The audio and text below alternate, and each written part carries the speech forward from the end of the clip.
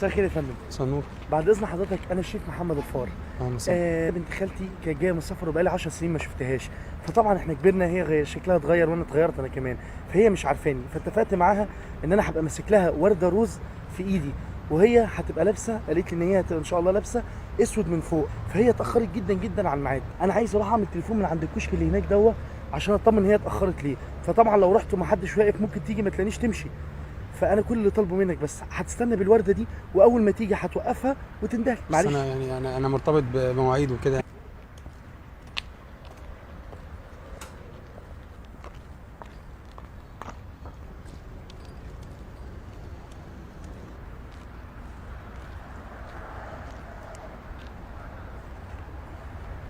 مساء الخير.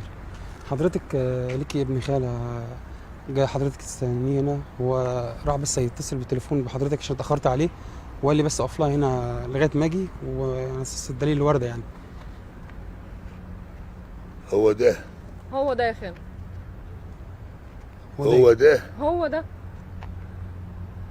ليه يا ابني؟ خير يا حاج. خير؟ اللي بتعمله ده خير؟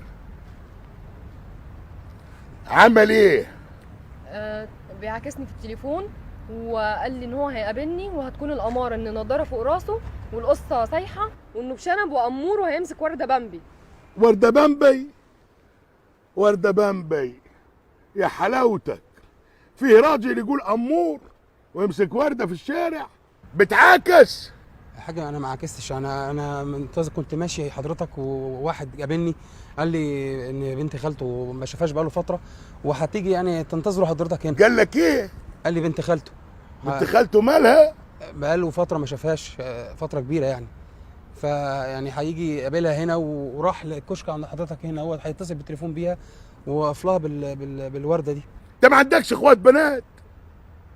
يا حاج ما حصلش حاجه حضرتك، انا يعني حضرتك انا اتكلمت مع حضرتك في حاجه. ايوه انت وصوتك. صوته؟ ايوه متاكده؟ ايوه هو صوته. عمرها ما تكذب، عمرها. انت ما تعرفش انا مين؟ ما اعرفش حضرتك. انت ما تعرفش الشندويلي؟ تعرف انا في جيبي ايه؟ لا.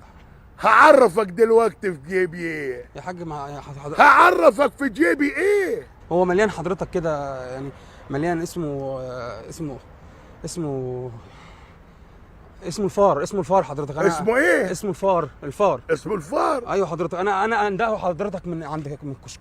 ما تتحركش من مكانك، انده عليه من هنا.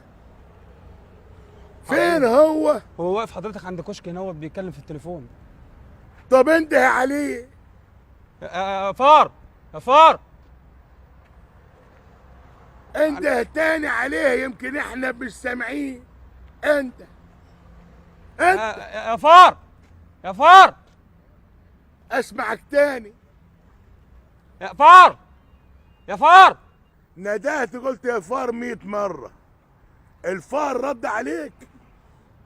انا حضرتك انت قول يا قطة، قول يا قطة، يمكن قطة ترد عليك تنونو في وشك. انت تعرف في جيبي ايه؟ لا ما اعرفش. انت تعرف الشندويلي شايل في جيبه ايه؟ لا ما اعرفش. هوريك اللي في جيبه عشان تشوف. خد لقمة ناكلوها عيش وملح مع بعضينا.